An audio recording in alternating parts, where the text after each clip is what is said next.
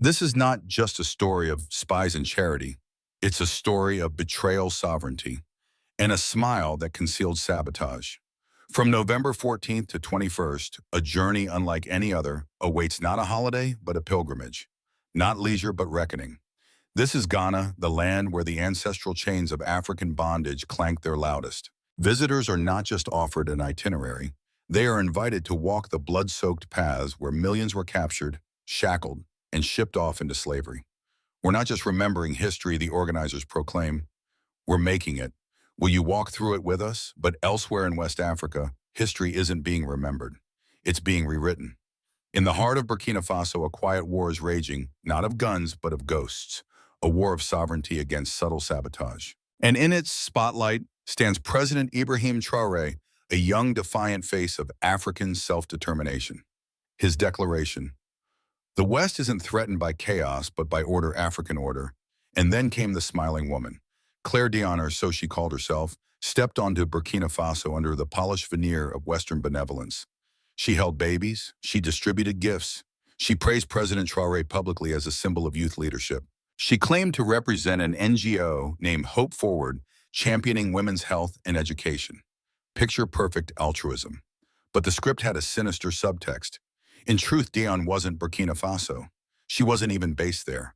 Her operations stemmed from Côte d'Ivoire, mere miles from NATO's sphere and the shadows of French intelligence. Her real task: surveillance.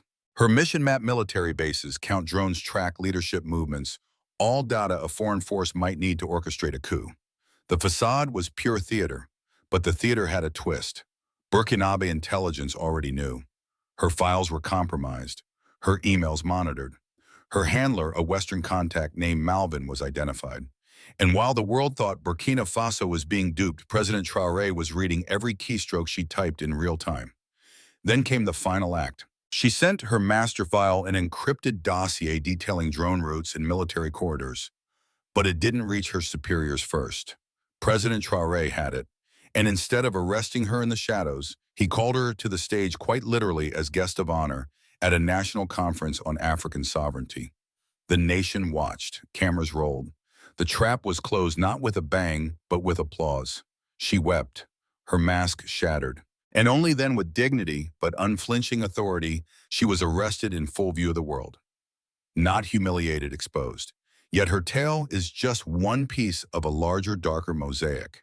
President Traoré has since spoken openly about a destabilization command center operating out of Abidjan.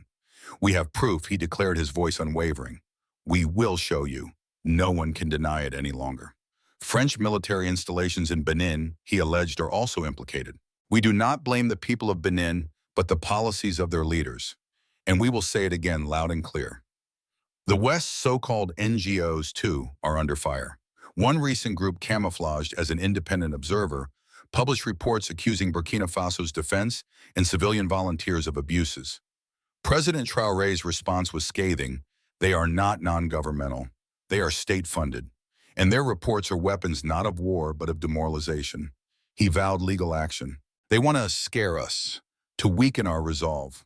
But they forget we are not the Africa of old. We see them, we hear them, and now we name them. This is not just a story of spies and statecraft.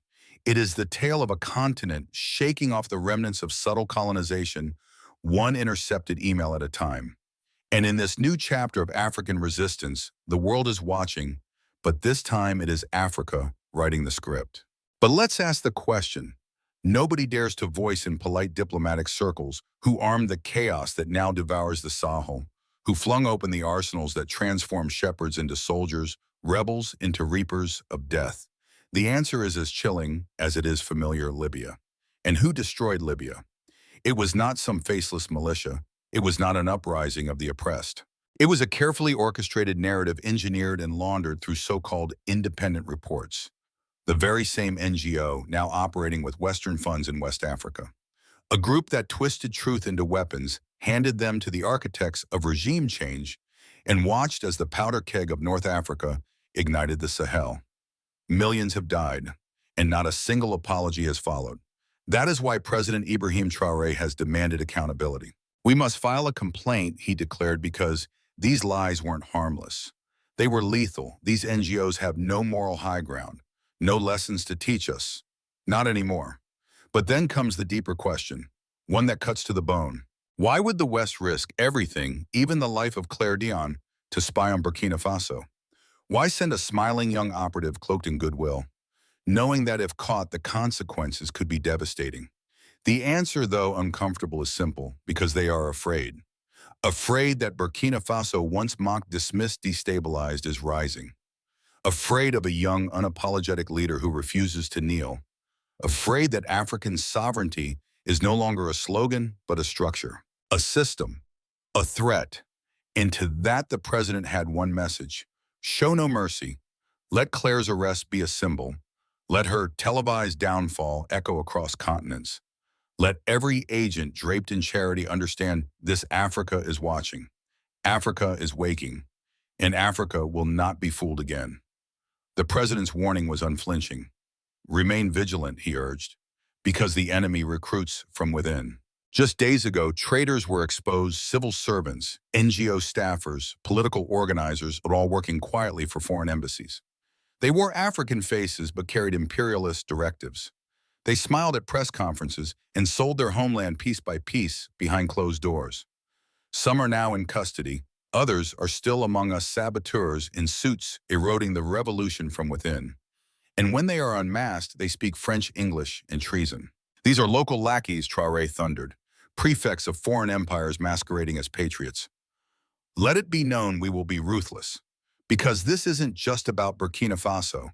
This is about a continent tired of being toyed with, tired of leaders being branded dictators simply for refusing to surrender their people's future, tired of humanitarian operations doubling as surveillance networks, tired of the charade. We know the playbook, Traore said. Label us unstable, fund NGOs, gather intelligence, create panic, intervene. But this time the game is over. And the final words from the African Diaspora News Channel host were as clear as the midday sun over Ouagadougou. The West is terrified of a free Africa, of a united Africa, of an Africa led by men and women who serve the people, not foreign powers. So the question now shifts to us. What will we do? Will we remain passive observers? Or will we join the wave rising across the red earth of Africa? Join the conversation. Speak, share, and never forget our soil is not for sale.